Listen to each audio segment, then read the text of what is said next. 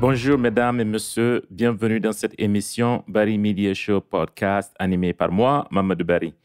Le Barry Media Show est un podcast où des formidables et extraordinaires entrepreneurs, innovateurs et leaders de tout horizon sont invités pour partager leur parcours, leurs challenges, leurs succès et leurs contributions significatives au continent africain, la diaspora africaine et au monde entier, afin de vous encourager d'être la meilleure version de vous-même et prendre conscience du potentiel que vous avez pour vous impacter et impacter vos entourages.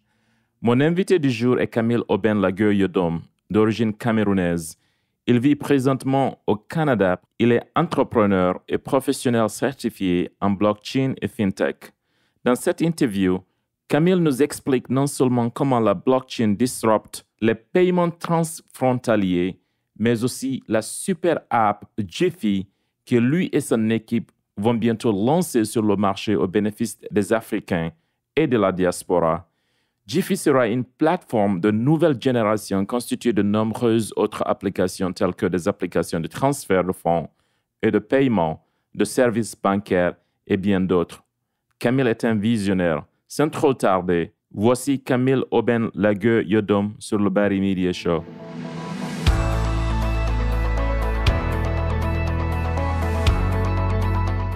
Merci Camille Aubin-Lagueux-Yodom d'être sur le Barry Media Show. Oui, c'est moi qui vous remercie. C'est un plaisir d'être avec vous aujourd'hui. Alors, tu es présentement basé au Canada d'origine camerounaise.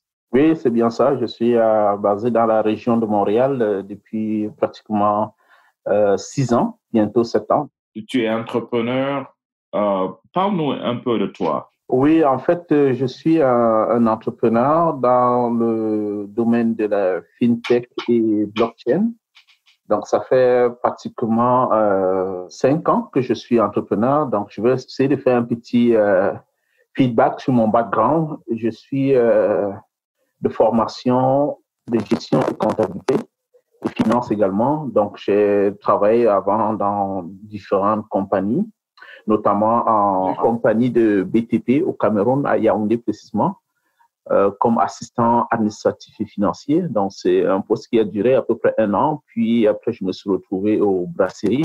Et partant de là, j'ai décroché un poste dans le groupe Bolloré, toujours basé à Douala, à la direction administrative, financière et trésorerie.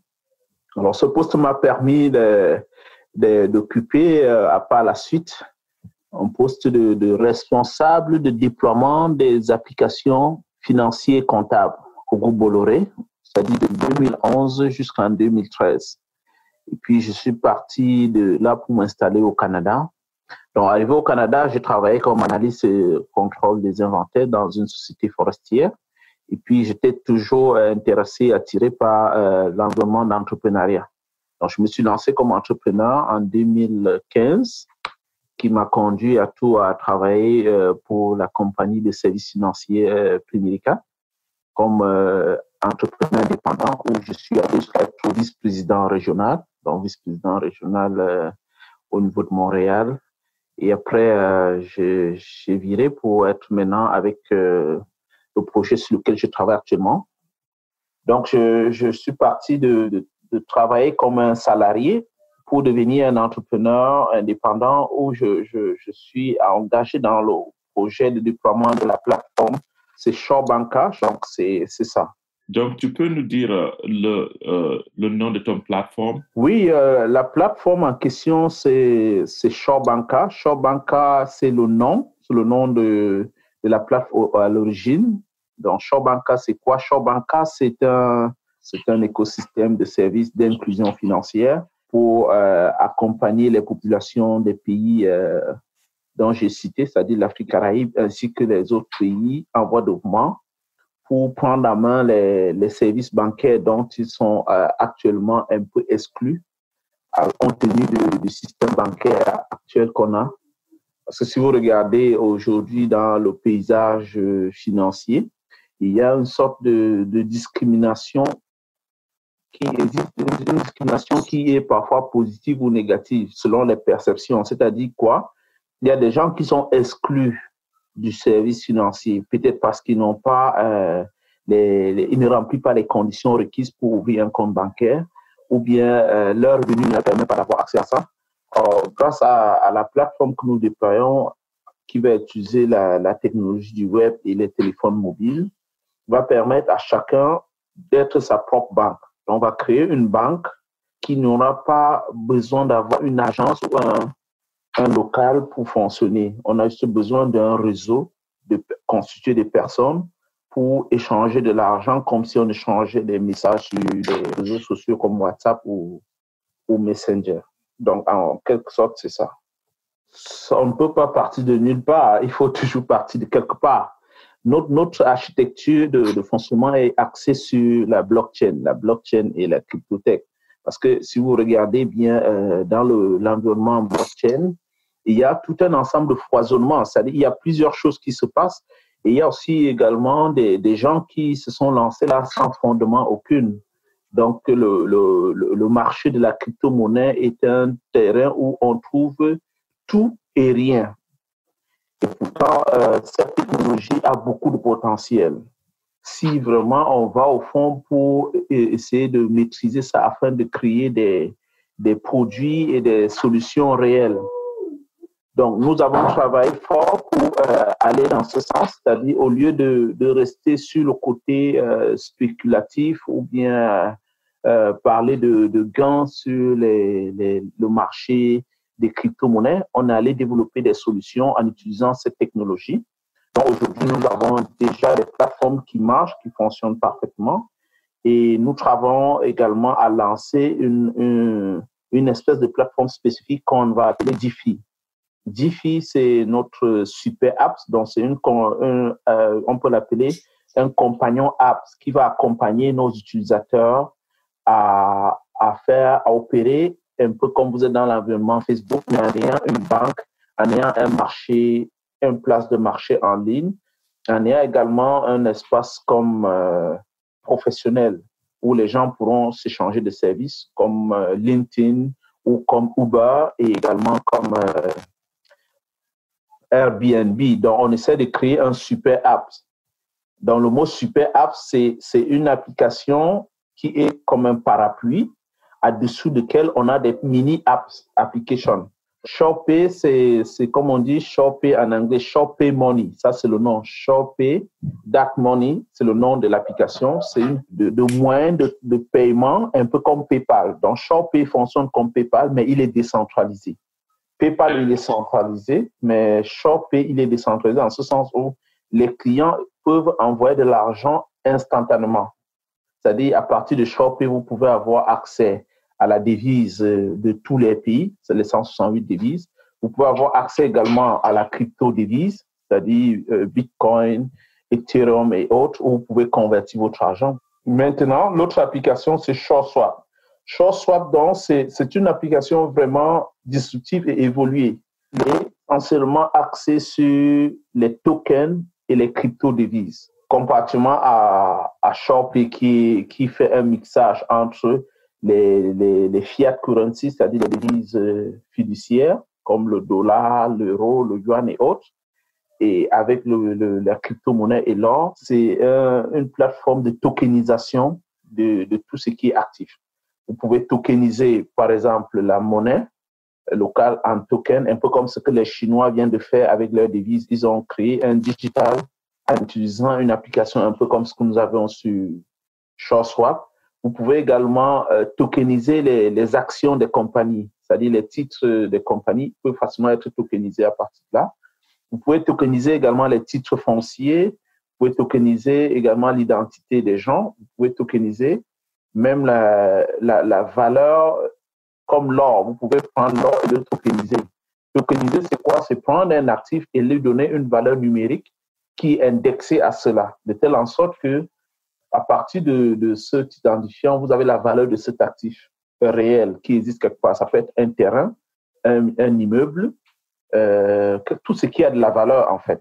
Donc, c'est ça, les deux applications, SureSwap et Shopee.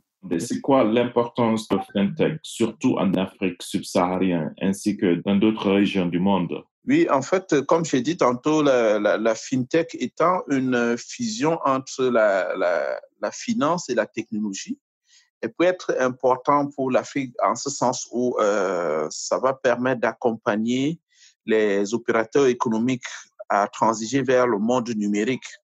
Parce que si vous avez un peu une idée du paysage africain, c'est fortement prédominé par l'informel, c'est-à-dire les gens fonctionnent plus dans l'informel et ce n'est pas intéressant pour les opérateurs économiques eux-mêmes et aussi même pour attirer d'autres personnes à travailler dans un cadre qui n'est pas institutionnel, qui n'est pas formalisé, qui n'est pas suffisamment transparent et traçable. Donc la FinTech va donc apporter cette solution en utilisant un outil dont presque tout le monde a à la portée de main, c'est-à-dire le téléphone, pour offrir des services bancaires et financiers à la portée de tout le monde. C'est-à-dire, on n'a plus besoin d'aller à la banque pour faire une transaction de paiement, ou bien pour envoyer l'argent à quelqu'un, ou bien pour gérer son business. Donc, vous comprenez un peu. Donc, à partir de votre téléphone, vous pouvez gérer votre argent, gérer votre affaire et faire une comptabilité facile de vos affaires, comparativement à un cadre informel où on utilise plus les papiers pour faire les opérations ou bien on a besoin de se déplacer dans une agence pour faire une transaction de paiement ou d'envoi d'argent ou pour garder son argent. Vous n'avez pas besoin de vous déplacer. Et la bonne nouvelle, c'est que grâce à la sécurité cryptographique, c'est-à-dire la technologie cryptographique, on peut mieux protéger les clients. L'un des problèmes dont les gens ont peur avec l'Internet aujourd'hui, c'est qu'il est présenté comme un endroit où il y a beaucoup de crimes, beaucoup de vols d'identité, de données et autres. Mais grâce à la blockchain et à la technologie cryptographique et l'ensemble d'autres mécanismes sécuritaires qu'on met en place, ça permet donc de rassurer les clients, de protéger leur identité, d'offrir un cadre plus adapté et plus évolutif. Donc la FinTech pourra jouer un rôle très important pour accompagner l'Afrique vers le numérique et le développement également du paysage économique et financier. C'est le DeFi qui va être lancé avant la fin de ce mois, donc d'ici avant le 30 mai, DeFi va être opérationnel, qui est une somme de plusieurs applications où les gens pourront à la fois échanger avec leurs contacts, leurs amis, et gérer leurs affaires, garder leur argent et communiquer tranquillement avec des autres. Donc, nous sommes suffisamment alignés et inscrits dans cette démarche de FinTech et d'accompagnement des entreprises, des individus, même des gouvernements.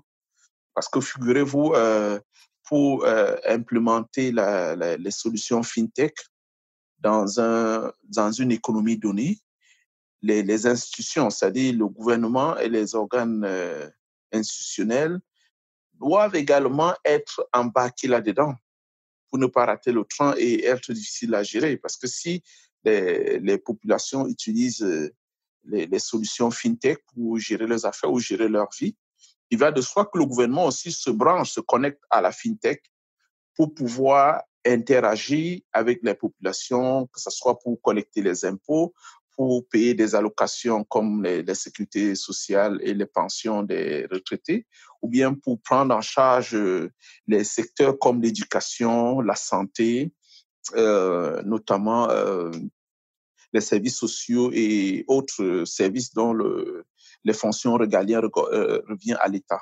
DeFi, ça veut dire juste instant, ça veut dire en même temps en anglais. Si vous cherchez le mot DeFi en anglais, ça veut dire en même temps ou bien à l'instant T ou immédiatement. Donc, cette application va donc être notre compagnon app, comme je dis, qui sera un parapluie qui va regorger en dessous plusieurs applications. Donc, nous avons développé ça pour créer un environnement de sécurité. D'abord, parce que c'est la première des choses, de confidentialité et de transparence. Donc, il va essayer de corriger certains problèmes que WhatsApp a aujourd'hui, notamment la protection de l'identité des gens et l'interopérabilité, c'est-à-dire à partir de Wi-Fi, tu peux émettre une information qui peut être directement déversées dans des autres médias sociaux. À partir de DeFi, vous pouvez protéger votre identité et vos données parce que votre empreinte numérique sera tracée et connectée à votre identité DeFi. Donc, dans DeFi, il y aura une identité numérique pour vous protéger, pour sécuriser vos données. Parce que si vous regardez avec la montée en puissance du numérique, les data deviennent très, très prisées. Tous les géants du numérique, c'est-à-dire Google, Apple, Facebook, les géants du numérique américains et les géants du numérique chinois, c'est-à-dire Tencent, Xiaomi, Alibaba, dévorent les données à travers leur plateforme. Donc, il faudrait maintenant qu'on ait un système, parce que ce que nous, on essaie de développer, c'est d'apporter maintenant plus de contrôle aux clients. C'est du client-centrique et non de serveur-centrique. Le client-centrique, ça veut dire que c'est le client qui a le contrôle de ces data, parce que les données, que ce soit les informations que vous publiez ou vos informations personnelles, auront plus de valeur dans le futur plus que le pétrole et l'or. La preuve en est, si vous voyez, les entreprises qui font dans le numérique sont les plus riches au monde actuellement. Que ce soit Apple, Facebook, Amazon et Google, c'est les gros joueurs. Qu'est-ce qu'ils vendent? C'est juste les données des gens, c'est le profil, le comportement des gens. Alors, il faudrait qu'on essaie de donner la propriété, le contrôle de ces données aux clients pour le monétiser. C'est-à-dire qu'à travers notre identité DeFi, les clients pourront contrôler qui a accès à leurs données et pourront également vendre leurs données. C'est-à-dire, si une entreprise veut utiliser vos données, ils vous payent. Donc, nous avons créé des tokens, des jetons pour valoriser cela. Mais DeFi n'est pas fonctionnel d'abord, c'est ça, right? Oui, il sera fonctionnel. On est en train de le tester déjà. Tout est déjà fin prêt parce qu'on travaille dessus depuis quasiment 1 an. On a commencé les tests depuis hier. Donc, la semaine qui commence, là, on va procéder aux tests de routine. Et à la semaine d'après, on va commencer déjà à le lancer live. Là, on va lancer d'abord le module DeFi Chat. Donc, DeFi Chat, comme WhatsApp et Zoom et autres. Et progressivement, DeFi Bank, DeFi Marketplace, DeFi Parcel. Je vous enverrai un peu un détail des différents DeFi. Il y a plusieurs sous-modules dans DeFi. DeFi Ride. DeFi Ride, c'est l'équivalent de Uber. Tout ça sera sous DeFi. Donc, c'est comme je dis, DeFi, c'est le super app sous lequel on a des mini-apps. Chacun pourra y trouver son compte. Il y a DeFi Business, DeFi Travel pour le voyage, DeFi Air pour une compagnie aérienne dont on veut. Parce que dans la dynamique de créer une plateforme de services d'inclusion financière, c'est d'abord mettre à l'idée que la plateforme ne peut avoir de la valeur ajoutée que quand les personnes qui participent sont à la fois les propriétaires. Je répète, une plateforme a de la valeur dans l'esprit que nous voulons le développer, c'est que toute personne qui participe à la plateforme est aussi propriétaire de cette plateforme, tant sur le plan contrôle du bénéfice que sur le plan contrôle des activités. Et seule la blockchain nous permet aujourd'hui d'atteindre cette dimension de décentralisation et de partage et de participation de valeurs créées à travers la communauté qui va être sur la plateforme, qui est l'un des problèmes majeurs qui est notamment soulevé aux plateformes numériques comme les concurrents dont je citais tantôt. Alors, vous faites de l'argent en utilisant la plateforme, vous faites des économies et vous créez également de la valeur pour la plateforme. Cette valeur que vous créez pour la plateforme, à la fin d'année, vous allez recevoir un pourcentage proportionnellement à votre argent investi ou à ce que comment vous avez contribué au développement de la plateforme. C'est comme ça que la valeur se crée et c'est comme ça qu'elle est redistribuée. Donc, on apporte ce qu'on appelle le gig economy. Dans le gig economy, les geeks comme GIG, il y a d'un côté le freemium. Le freemium, c'est une espèce de prime gratuite qu'on donne aux gens. Et il y a le premium, une espèce de prix ou de récompense qu'on donne aux gens qui est basée sur la valeur dépensée. C'est-à-dire quoi? Si j'utilise DeFi pour envoyer l'argent à quelqu'un, il y a des frais qui sont dégagés, ou bien j'utilise DeFi pour vendre un produit ou faire un paiement, il y a de la valeur qui se crée.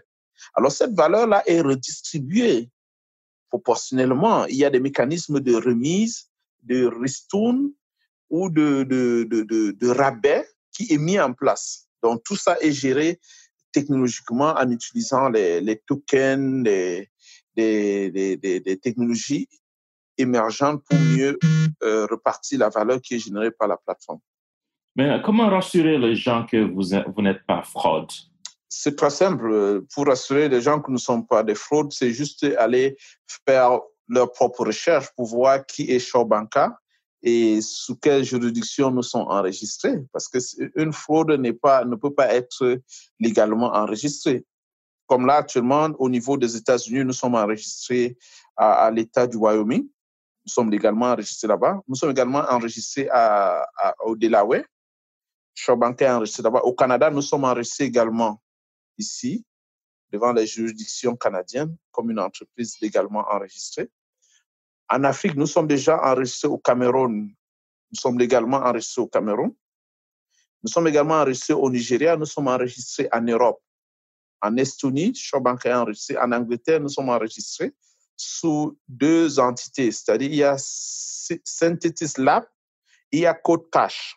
Donc, ça, c'est je peux appeler ça des sous-filiales de Shaw Banca qui sont enregistrés. Et puis, pour vous montrer qu'on est sérieux, vous pouvez aller voir les différentes entreprises qui sont en partenariat stratégique avec nous. Si je m'en tiens en Afrique, la banque Ecobank a signé un partenariat stratégique avec nous en ouvrant toutes leurs plateformes pour que les clients d'Ecobank puissent déposer l'argent ou retirer de l'argent à travers notre plateforme. Donc déjà ça, Ecobank a pris le temps de checker. Ici en Occident, nous sommes en partenariat stratégique avec des banques comme Bank Rai en Angleterre, comme Pierre Johnson aussi en Angleterre. Ici en Amérique, on a Wise qui sont des partenaires stratégiques. Ça s'écrit dans SUREBANQA, Shaw Banca, ça c'est le nom. On parle de banque sûre, c'est juste ça, c'est-à-dire Shaw Banca. Oui, c'est le nom de l'entité, mais sous Shaw Banca, il y a plusieurs entreprises qui sont déjà enregistrées, comme je dis, c'est-à-dire les filiales. Comme j'ai parlé de Synthetis Lab, qui est notre filiale qui s'occupe du laboratoire de développement de toutes nos applications et d'ingénierie.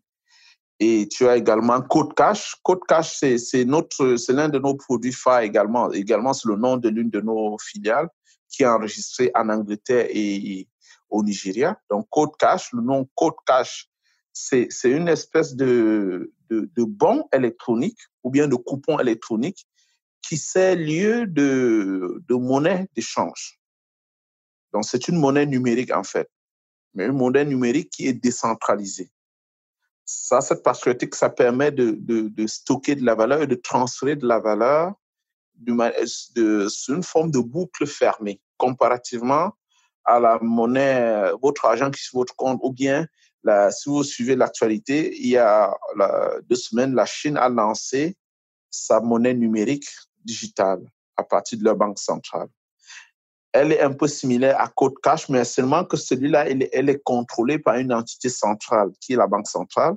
Or, nous, elle n'est pas contrôlée par une entité, elle est contrôlée par l'écosystème et la communauté qui participe.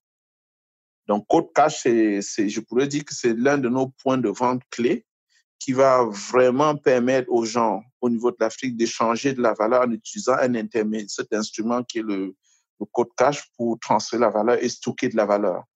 Elle empêche que votre valeur soit impactée par l'inflation ou la dévaluation des monnaies. Et je tiens à préciser que la valeur par défaut sur notre plateforme, c'est l'euro. C'est-à-dire, ça, c'est la monnaie, la devise qui est par défaut là-bas. Donc, si vous déposez, par exemple, le dollar américain ou bien n'importe quelle valeur à partir d'une carte, il va le convertir pour le déposer en euros. Parce que c'est la devise que nous avons choisie après avoir étudié toutes les autres devises, qu'elles présentent une certaine stabilité en termes de valeur d'échange et également une certaine valeur soutenue dans le temps. Quels facteurs internes liés aux entreprises auront le plus grand impact sur la finance? Dans le fond, les entreprises aujourd'hui n'ont pas d'autre choix que d'utiliser, de migrer vers la fintech. Parce qu'aujourd'hui, la plupart des entreprises, même celles qui sont grandes, moyennes ou petites, utilisent un système d'information de gestion. C'est-à-dire, ils ont également un logiciel qui va les aider à gérer la facturation des clients et qui va également leur permettre de gérer les achats ou le paiement des salaires des employés et éventuellement la production. Alors, on appelle ça un logiciel de gestion intégré. La chose aujourd'hui, c'est que ces positions de gestion intégrée fonctionnent en silo. C'est-à-dire quoi? C'est uniquement interne à cette entreprise. Dès qu'il veut aller vers d'autres, il faut un système de communication qui va utiliser ce qu'on appelle l'échange de données informatisées, ou bien ils sont obligés d'imprimer et envoyer à celui-là pour qu'il saisisse dans son système. Vous voyez qu'il y a une rupture et il y a des risques d'erreur et de manipulation, de fraude. Alors, grâce à la blockchain qui utilise la fintech, on va offrir maintenant aux entreprises un système intégré qui leur permet d'avoir, à travers la solution applicative, la banque. Donc, il y a déjà la banque intégrée. Quand la banque est intégrée, ça veut dire qu'ils sont déjà leur propre banque. Ça veut dire qu'à partir de là, ils peuvent émettre des paiements, recevoir des paiements, payer leurs clients, gérer leur trésorerie en temps réel et sécuriser également leur environnement de transactions et mieux interagir avec le monde extérieur, c'est-à-dire les clients, les fournisseurs, la relation avec le gouvernement, la relation avec les associés, c'est-à-dire les actionnaires, les stakeholders. Donc ça, on est dans cette dynamique que la fintech va jouer un rôle très, très prépondérant, c'est-à-dire en accompagnant cette amélioration continue des process d'entreprise, des process business et autres. Quelles recommandations feriez-vous aux entreprises fintech? Personnellement, je pense que les entreprises fintech doivent chercher à trouver des synergies. Parce que si on regarde un peu partout dans le monde, dans chaque pays ou chaque région, il foisonne un ensemble de pépinières de fintech où chacun essaie d'aller de son côté, dire non, moi je serai la prochaine fintech qui va révolutionner. Nous, on a ceci. Alors, à un moment donné, quand les énergies sont dispersées, on ne produit rien de grand. La particularité des fintechs, ce que je peux leur donner comme suggestion, c'est de coopérer, c'est-à-dire c'est de travailler ensemble, de trouver des synergies entre les fintechs pour pouvoir avancer. Quand j'entends par synergie ici, c'est de voir quelles sont mes forces et mes faiblesses et m'associer avec quelqu'un qui a des forces et faiblesses opposées. C'est-à-dire, moi, je peux être très bon en termes de développement de solutions et de technologies, mais très, très mauvais en termes d'adoption, de conduire l'adoption. Or, l'autre, il est très bon à avoir adopté, à avoir les clients, c'est-à-dire il est plus bon en termes de marketing, vente, mais il n'est pas bon en termes de produits. Or, si on se met ensemble, c'est-à-dire on aura une certaine synergie où lui, il est bon à amener les clients, moi, je suis bon en technologie, et puis on va mieux offrir le marché parce qu'on sera plus fort.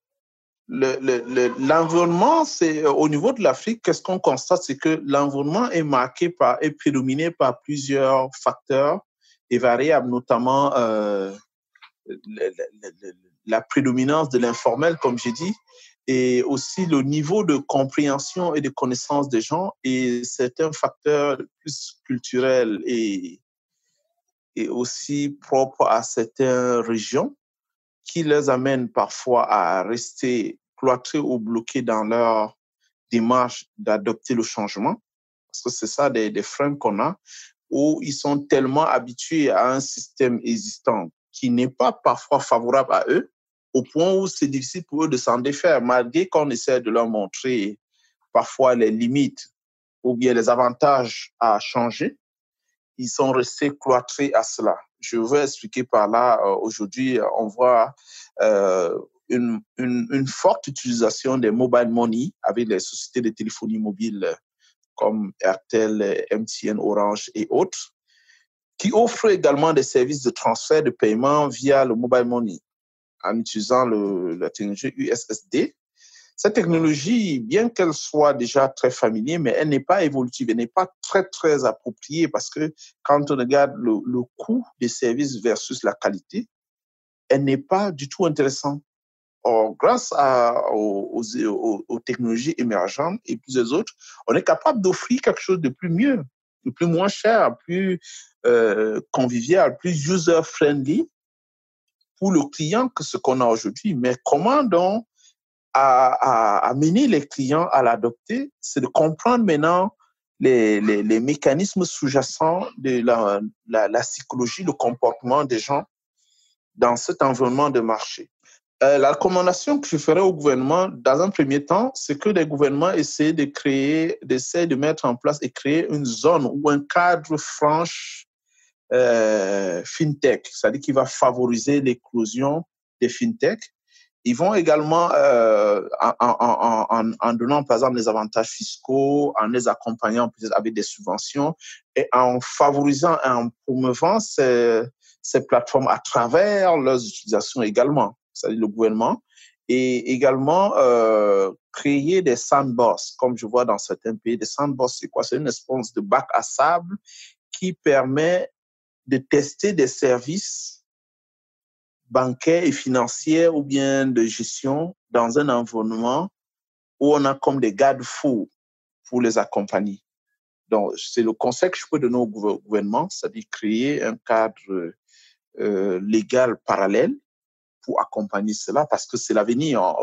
Étant dedans et voir les impacts et les apports que cette technologie peut amener à la société, il est de l'intérêt d'un gouvernement visionnaire ou qui comprend, qui met l'intérêt de son peuple en premier, d'utiliser cette technologie pour faire un saut économique et social. Et pensez-vous que la FinTech peut réduire la pauvreté et comment? Oui, la FinTech peut réduire la pauvreté dans la mesure où, quand on observe le cercle vicieux de la misère et de la pauvreté qui sévit en Afrique, l'une des raisons est également due à la centralisation et au contrôle de la richesse par un groupuscule d'individus. Or, grâce à la FinTech, on va démocratiser la finance et démocratiser l'information, démocratiser les transactions. Et en ce moment, le marché va jouer un rôle prépondérant dans un environnement démocratisé où les gens ont le contrôle de leurs avoirs à partir de leur niveau. C'est plutôt le marché qui va maintenant réguler à travers la loi de l'offre et la demande. À partir de ce moment, l'instrument d'échange qui est l'argent, c'est-à-dire l'argent qui permet d'échanger les valeurs, ne sera plus un élément, ne sera plus la finalité, mais juste un moyen.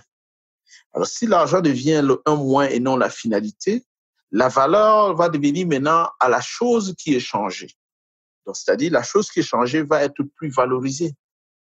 Et la monnaie ne peut plus subir l'effet inflationniste ou déflationniste comme elle a aujourd'hui. Parce que si les gens qui sont un peu très cultivés, qui lisent des revues économiques, ils vont comprendre que dans la théorie d'Adam Smith, l'économie classique, il expliquait que les agents économiques vont agir parce que le marché va équilibrer les échanges.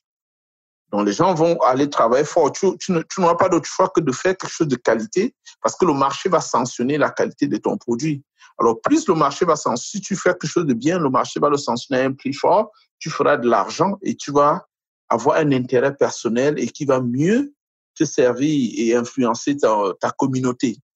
Or, aujourd'hui, on a des marchés où les prix sont dictés ou imposés soit par l'administration, bien taxés, ou bien par les intermédiaires du marché. Trop de friction, c'est-à-dire trop d'intermédiation. Les gens qui vont venir spéculer sur les prix, où finalement la personne qui produit le bien ne reçoit pas le juste prix ou la juste valeur de ce qu'il a émis. Si je veux, pour exemple, si vous voyez des gens, par exemple, des gens qui font dans l'extraction de l'or d'une manière artisanale, ils vont vendre des kilos d'or à des prix parfois qui n'ont rien à voir avec le prix du marché. Je prends un cas, si le prix du marché, un kilo d'or est à 50 000 sur le marché, les spéculateurs et les intermédiaires sur intermédiaires vont aller acheter ça dans une mine d'or au Mali ou au Burkina Faso à peut-être même $30,000. Ou même parfois moins, même 27 000.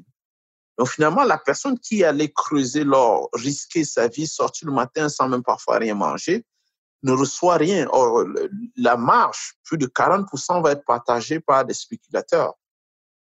Or, avec la fintech, on va essayer de rapprocher, c'est-à-dire d'éliminer le plus possible les intermédiaires pour ne laisser que ceux qui sont vraiment nécessaires à la transaction, pour que la personne qui produit le bien puisse le vendre à la personne qui a besoin du bien directement.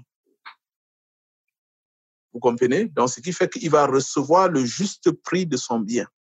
Il fait plus d'économies, il est plus à l'aise et vous voyez que sa situation de vie va s'améliorer. Sa condition de vie, il pourra mieux envoyer ses enfants à l'école, il pourra mieux se lotir, il pourra mieux payer ses affaires. Donc, c'est à peu près ça que je dis. La fintech a un rôle à jouer dans la réduction de la pauvreté en Afrique. Très bien, très bien. Avant qu'on termine cette interview, tu as d'autres choses à augmenter? Je n'ai rien à dire, sinon juste d'encourager la communauté africaine à participer à des projets qui ont de la valeur et qui est développé par les Africains pour les Africains. Parce que si vous regardez dans le fond, ce n'est que les gens qui sortent d'un endroit qui peuvent savoir réellement les problèmes qu'il y a là-bas. Je répète, c'est-à-dire ce n'est pas d'autres personnes venir résoudre un problème que nous avons. On ne peut mieux le comprendre que l'avoir vécu ou bien sortant de cet environnement. Donc, je conclus en disant que les Africains consomment Afrique, que les Africains participent au projet FinTech Afrique, surtout quand ça a du potentiel et qu'ils offrent quelque chose de réel au marché. Merci Camille pour cette intervention informative sur la FinTech, Finance et Technologie sur le Bari Media Show. C'est moi qui vous remercie pour m'avoir accordé ce temps d'interview et c'était un réel plaisir d'échanger avec vous. Donc, j'espère qu'il y en aura d'autres occasions comme ça pour partager ce que nous, on essaie de développer pour aider l'Afrique à se positionner sur le chemin de développement et de la croissance.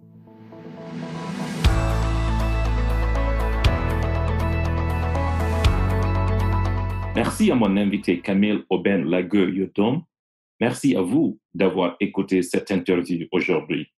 Le Bari Media Show est là pour vous donner des informations qui alimentent vos rêves.